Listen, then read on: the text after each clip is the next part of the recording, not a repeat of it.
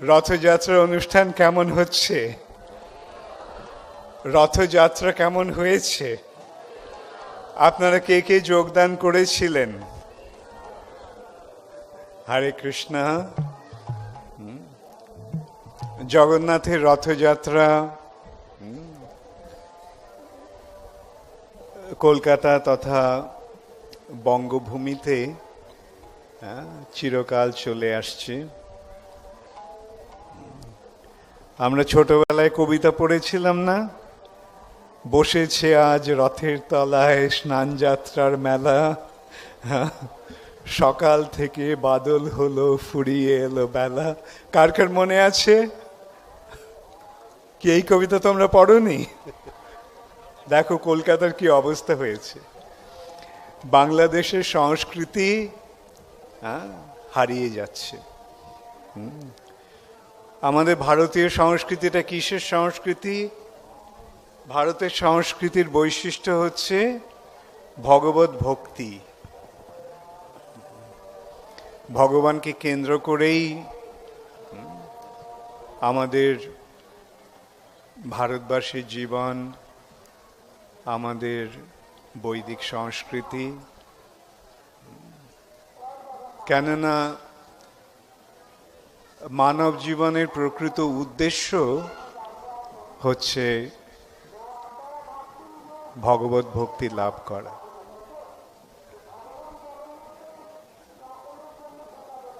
Can you tell them to lower the mic? That's too loud there.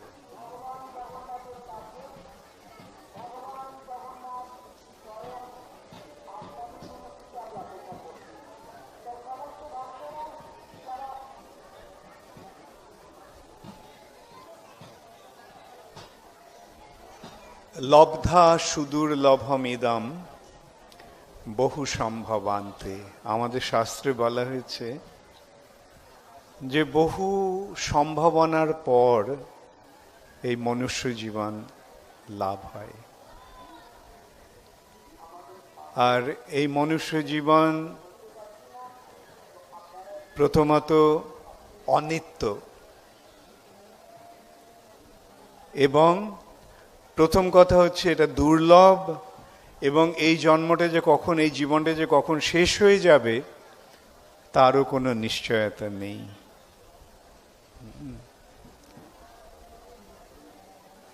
তাই যারা ধীর, যারা প্রকৃত তত্ত্বজ্ঞান লাভ করেছেন, তারা এই মনুষ্য জীবনের যথার্থ সদ্ব্যবহার করবে।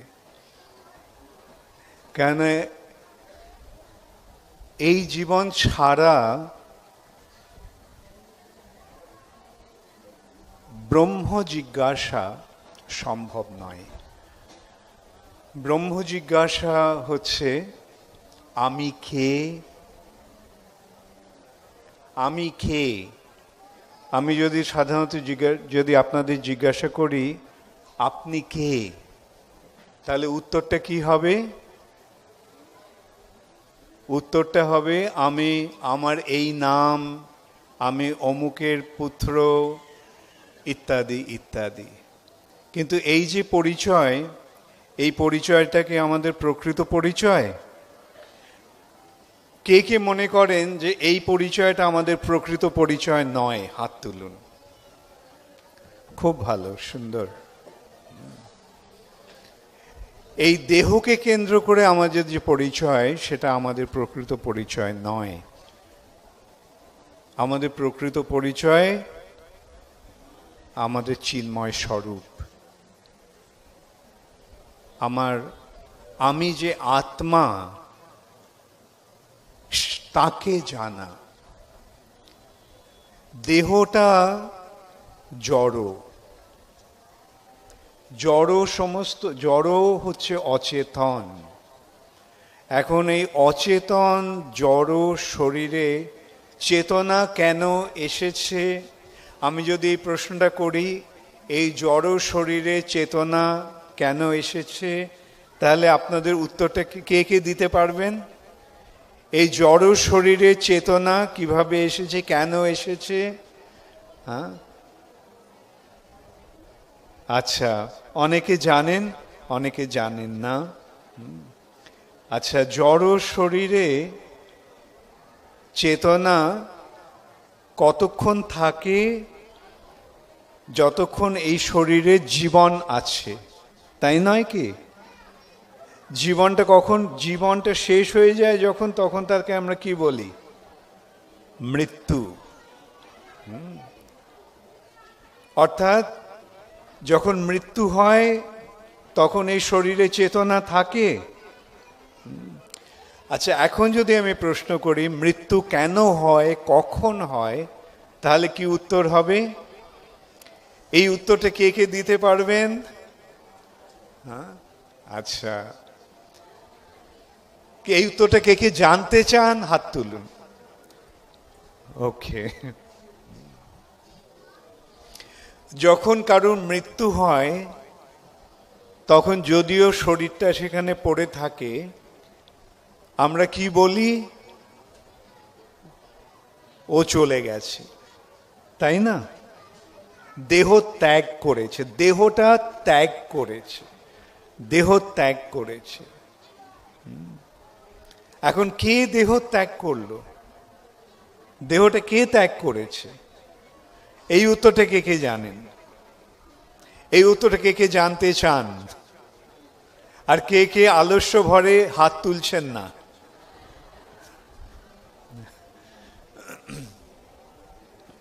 তাহলে আমরা দেখতে পাচ্ছি যে যার উপস্থিতির ফলে শরীরে জীবন থাকে বা চেতনা থাকে, সে হচ্ছে প্রকৃত আমি, তাই নয় কি? সেই হচ্ছে সে প্রকৃত ব্যক্তি। তো সে যখন চলে যায় তখন শরীরে আর জীবন থাকে না, শরীরে আর চেতনা থাকে না।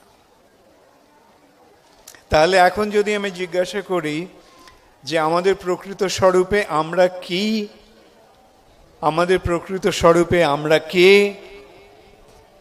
কে কে উত্তর দিতে পারবেন?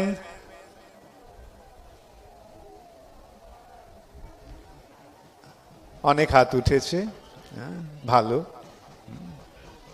নাকি আমি আরেকবার বুঝিয়ে দেব? আরেকবার বোঝাবার চেষ্টা করব। আচ্ছা, দেহটার যখন মৃত্যু হয় তখন আমরা কি বলি? আমরা কি বলি? যে উনি চলে গেছেন, উনি দেহ ত্যাগ করেছেন, বলি না? ও পরলোকগত হয়েছে, পরলোকগত হয়েছে। কে হয়েছে? দেহটা হয়েছে না অন্য কেউ? কে হয়েছে?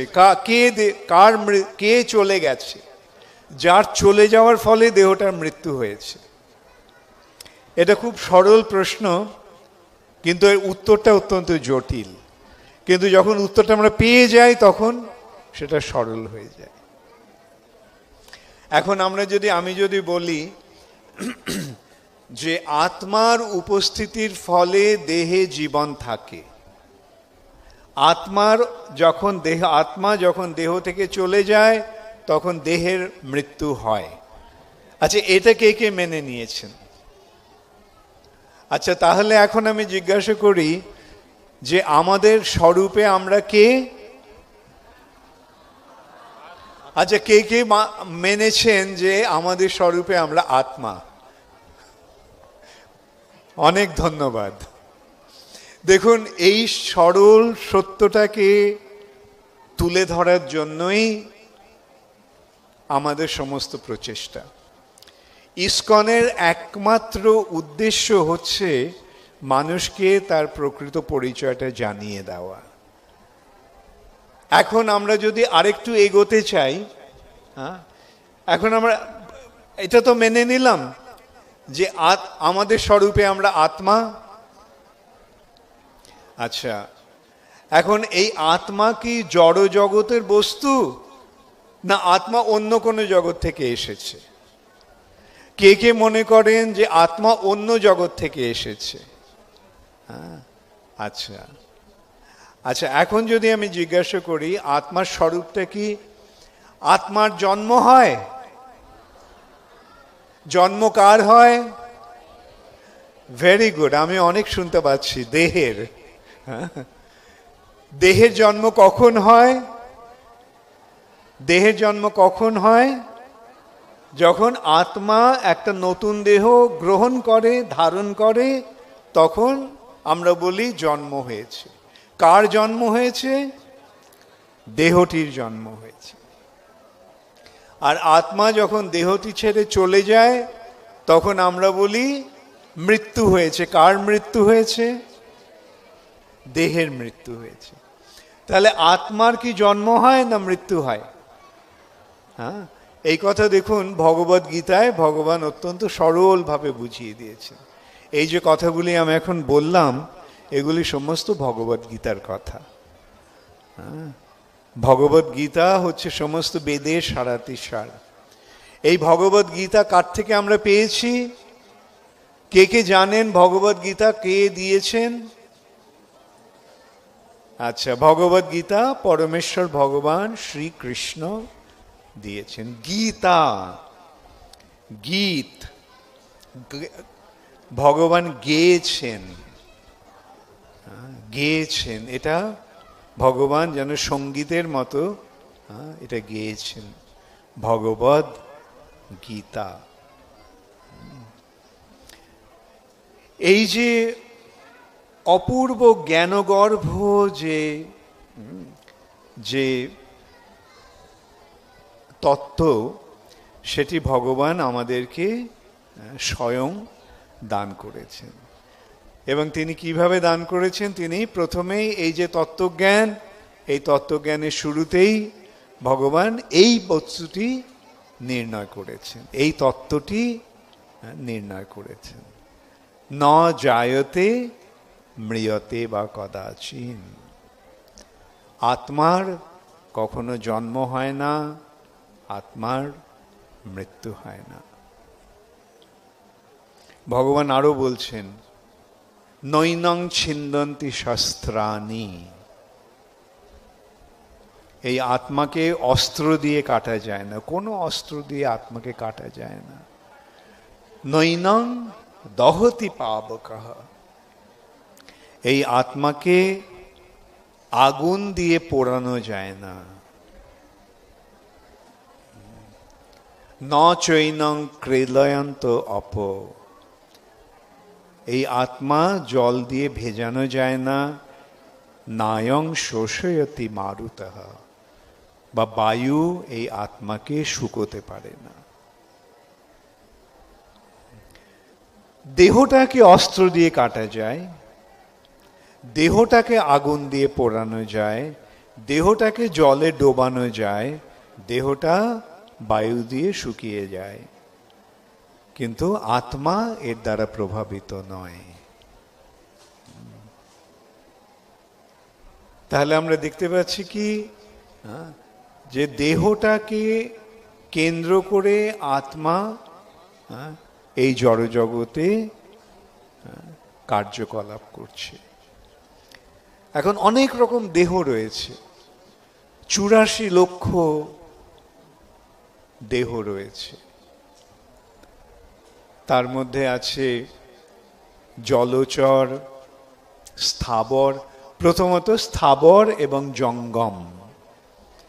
এক রকমের দেহ আছে যেগুলি স্থাবর, মানে এক জায়গাতেই দাঁড়িয়ে থাকে, চলতে পারে না। সেই দেহগুলি কোন দেহ? গাছপালা। গাছপালাগুলি হচ্ছে স্থাবর। আর অন্যরকম আরেকটি দেহ আছে, সেগুলি হচ্ছে জঙ্গম। জঙ্গম মানে চলনশীল, যেগুলো চলে, ঘোরাফেরা করে। কীট পতঙ্গ, পশু পাখি, সরীসৃপ, মানুষ, এরা সব জঙ্গম। এবং তাদের মধ্যে অনেকে জলচর, অনেকে স্থলচর।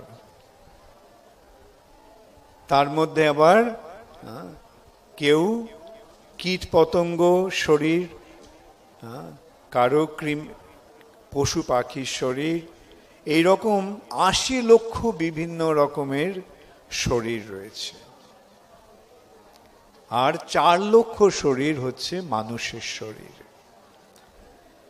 আর এই যে মানুষের শরীর, সেই মানুষের শরীরও আবার বিভিন্ন পর্যায়ে পড়ে। অসভ্য শরীর, অসভ্য মানুষ, অর্ধসভ্য মানুষ আর সভ্য মানুষ। এই সভ্যতার মাপকাঠিটা কি? কিসের পরিপ্রেক্ষিতে এই সভ্যতার বিচার হচ্ছে? ভালো কাপড় জামা পরা, ভালো বাড়ি গাড়ি চড়া, এটাই কি সভ্যতার বিচার? না। আমাদের বেদের যে সভ্যতার বিচার, সেই বেদের সভ্যতার বিচার হচ্ছে যারা শাস্ত্র তত্ত্ব জ্ঞান আলোচনা করার সভায় বসতে পারে। যেই সভায় এই আত্মতত্ত্ব জ্ঞান আলোচনা হয় তারা হচ্ছে সভ্য। আর যারা ভগবত তত্ত্ব নিয়ে আলোচনা করে না, করতে পারে না, তারা হচ্ছে অসভ্য। আর যারা বেদ মানে কিন্তু বেদের আচরণ করে না, তারা হচ্ছে অর্ধসভ্য। এখন আমরা যদি প্রশ্ন করি, আপনারা কি অসভ্য হতে চান, অর্ধসভ্য হতে চান, না সভ্য হতে চান? কে কে সভ্য হতে চান? ও, সকলেই সভ্য হতে চান, খুব ভালো। আমার খুব ভালো লাগছে যে আপনাদের কাছ থেকে এরকম রেসপন্স পেয়ে। তাহলে এই যে সভা, এই সভাতে আমরা কিসের আলোচনা করব? আমরা এই সভাতে আমাদের যে প্রকৃত স্বরূপ, সেই স্বরূপ সম্বন্ধে আলোচনা করব। যারা সেই আলোচনা করতে পারে, যারা সেই আলোচনা বুঝতে পারে, তারাই হচ্ছে সভ্য এবং তাদেরই মানব জীবন সার্থক হয়েছে। তাহলে এখন যদি আমি প্রশ্ন করি, আচ্ছা আমি আরেকবার যাচাই করে নিতে চাই, আপনারা কে কে মেনে নিয়েছেন যে আপনাদের স্বরূপে আপনারা আত্মা? খুব সুন্দর। কিন্তু এখন যদি আমি প্রশ্ন করি, এই শরীরের সঙ্গে আত্মার সম্পর্কটা কিসের, কিরকম? এই শরীরের সঙ্গে আত্মার সম্পর্ক আছে? আপনার শরীরের সঙ্গে আপনার সম্পর্ক আছে? আচ্ছা, আপনি কে? ভেরি গুড, আপনি আত্মা। আপনার শরীরের সঙ্গে আপনার সম্পর্ক আছে? আছে না নেই? আমি শুনতে পাচ্ছি না। আচ্ছা আমি প্রশ্ন করব, কে কে মনে করেন যে আপনার শরীরের সঙ্গে আপনার সম্পর্ক আছে? হাত তুলুন। খুব ভালো। হ্যাঁ, সেই সম্পর্কটা কিরকম? সেই সম্পর্ক সম্বন্ধেও ভগবান বলছেন ভগবদ গীতায় যে জীর্ণানি বাসাংসি যথা বিহায় নবানি গৃহ্ণাতি নর অপরাণি তথা শরীরানি বিহায় জীর্ণানি অন্নানি সংজাতি নবানি দেহি। জীর্ণানি বাসাংসি, বসন, বসন মানে বস্ত্র, কাপড়, পোশাক। জীর্ণ মানে পুরনো হয়ে যাওয়া। পোশাকটা যখন পুরনো হয়ে যায়, কাপড়টা যখন নোংরা হয়ে যায়, তখন আপনাকে সেই কাপড়টাই পরে থাকেন? কাপড়টা পুরনো হয়ে গেলে, নোংরা হয়ে গেলে সেই কাপড়টা পরে থাকেন? যেমন সেই কাপড়টাকে ছেড়ে, আপনার কাপড়টা ছেড়েই কি ওইভাবেই থাকেন, না কাপড়টা ছেড়ে একটা নতুন কাপড় পরেন, অন্য কাপড় পরেন, তাই না? ঠিক তেমনই এই শরীরটা যখন জীর্ণ হয়ে যায়, এই শরীরটা যখন পুরনো হয়ে যায়, এই শরীরটায় যখন আত্মার বসবাসের আর সম্ভাবনা থাকে না, আত্মা যখন আর শরীরটাকে থাকতে পারে না, তখন আত্মা এই শরীরটা ছেড়ে চলে যায়। এবং তখন কি করে? সে আরেকটা শরীর ধারণ করে। নবানি গৃহ্ণাতি নর অপরাণি, আরেকটা নতুন শরীর ধারণ করে। তাহলে এখানে আমরা কি জানতে পারলাম? আমাদের শরীরের সঙ্গে আমাদের সম্পর্কটা কি রকম? আমরা যে কাপড়টা পরে আছি সেই রকম, তাই না? কাপড়টা কি আমি? এই যে কাপড়টা আমি পরে আছি এটা কি আমি? যে কাপড়টা আপনারা পরে আছেন সেটা কি আপনি? তাহলে আপনি কে? এই কাপড়টা আপনি পরে আছেন, ঠিক তেমনি দেহটা কে আত্মা ধারণ করে আছে, যেন একটা পোশাকের মতো আত্মা এই শরীরটাকে পরে আছে। তাহলে এখন বোঝা গেল আত্মার সঙ্গে শরীরের কি সম্পর্ক, বা উল্টোভাবে বলবো আমি, শরীরের সঙ্গে আত্মার কি সম্পর্ক। আচ্ছা, এখন আপনারা কে কে অমর হতে চান?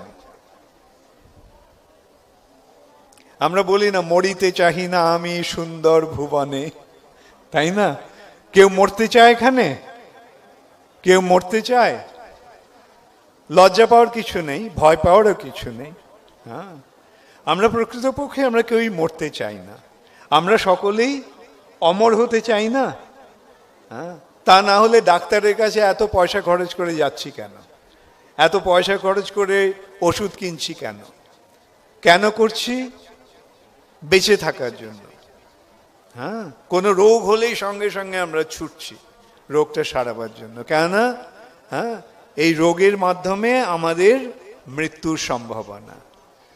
হ্যাঁ, তাহলে কেউ মরতে চায়? কেউ মরতে চায় না। অর্থাৎ সকলে অমর হতে চায়, সকলে অমর হতে চায়। হ্যাঁ, আচ্ছা, তাহলে এখানে যদি আমরা বিচার করি, আত্মার মৃত্যু হয়? আত্মার মৃত্যু হয় না। আপনি কে? শরীর না আত্মা? আত্মা। আচ্ছা, আত্মার মৃত্যু হয় না, আপনি আত্মা, তাহলে আপনার মৃত্যু হবে? হ্যাঁ, হবে কি হবে না? না। Very good. তাহলে দেখলে কত সহজে আমরা অমরত্ব লাভ করতে পারি। হ্যাঁ, সেই জন্য এই যে বৈদিক তত্ত্বজ্ঞান, সেই জ্ঞানটাকে বলা হচ্ছে অমৃত। শৃণ্বন্তু বিশ্বে অমৃতস্য পুত্রা। আমাদের বেদে এই কথাটি বলা হচ্ছে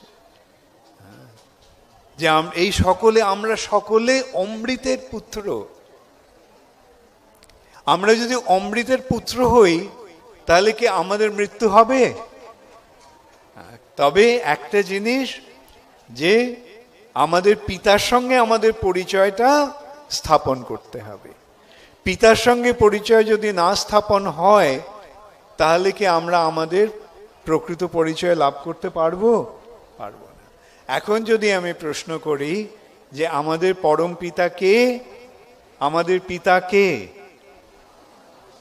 হ্যাঁ, ভগবান। এই দেহের পিতা মাতা আছে,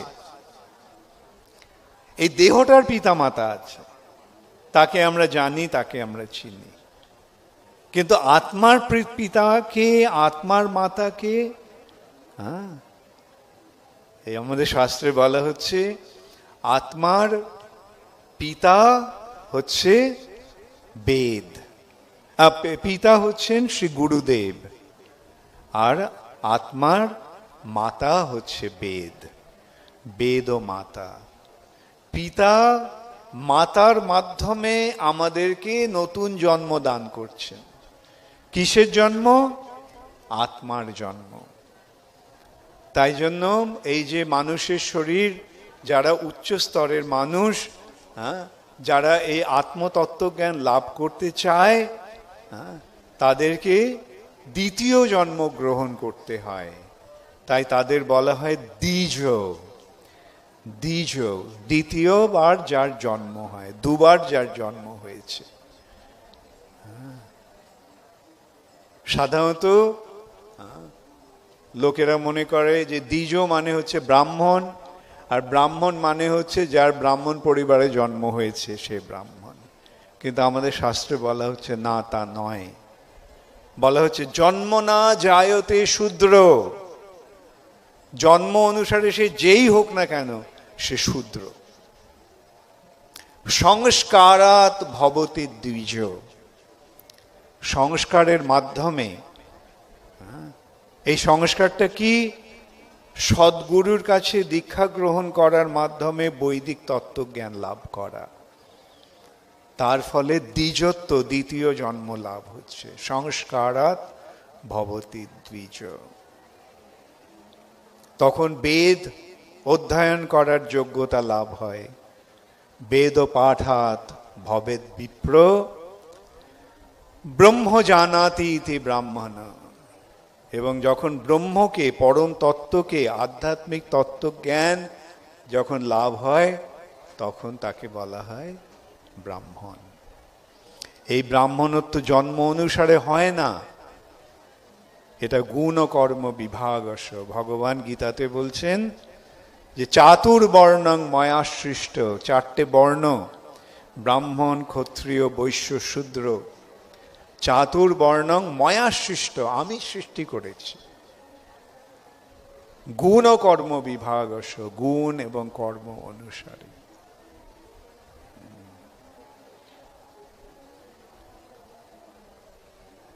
এখন এই তত্ত্বজ্ঞানের মাধ্যমেই আমাদের জীবনের প্রকৃত সদ্গতি লাভ হয়।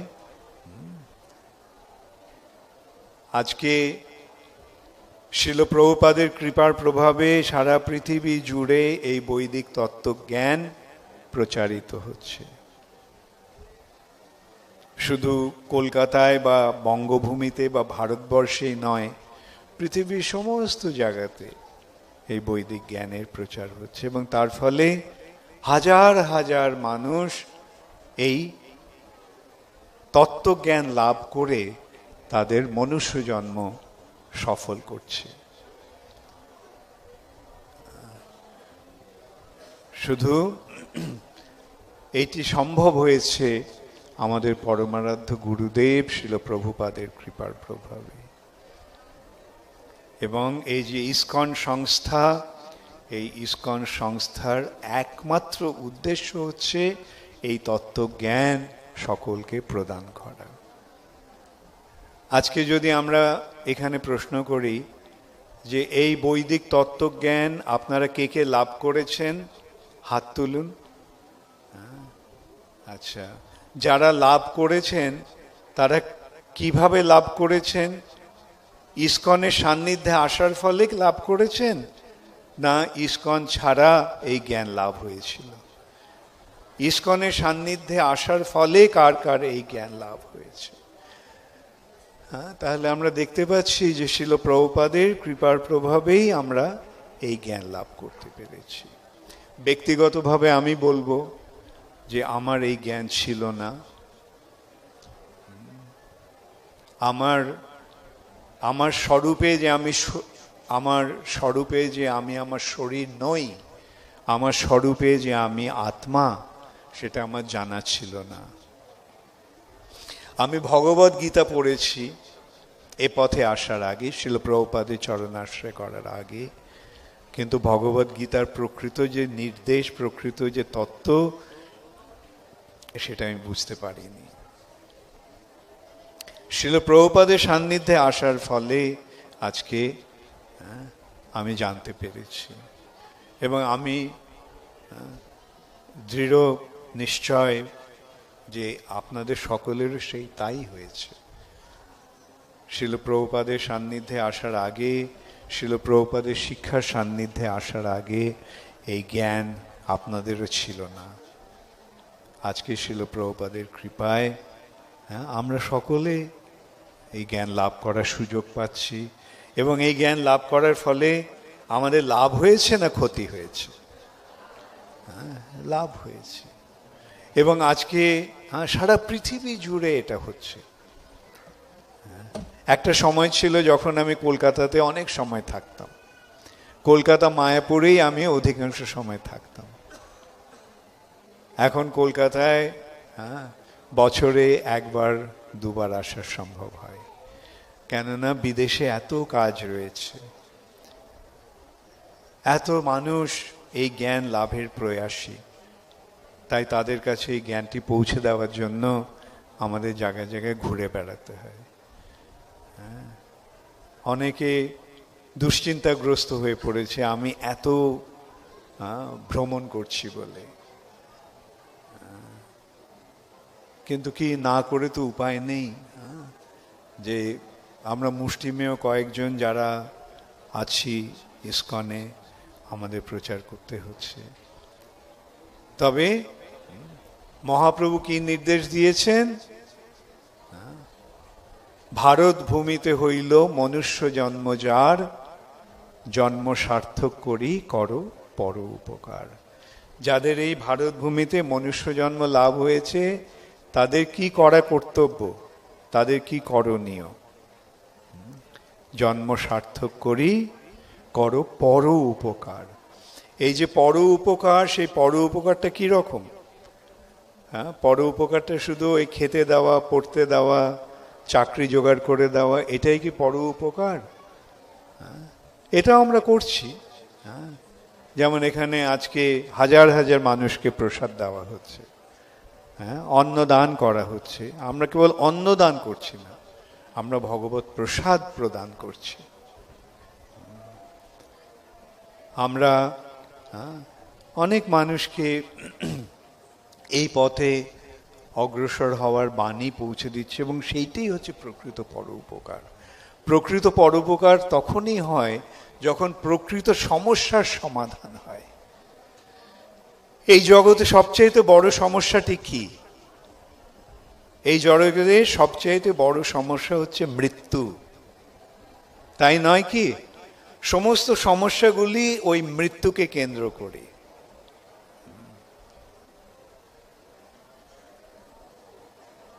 কিন্তু আমরা যদি এই তত্ত্বজ্ঞান লাভ করতে পারি, তখন আমরা মৃত্যুকে অনায়াসে মৃত্যুকে জয় করতে পারি।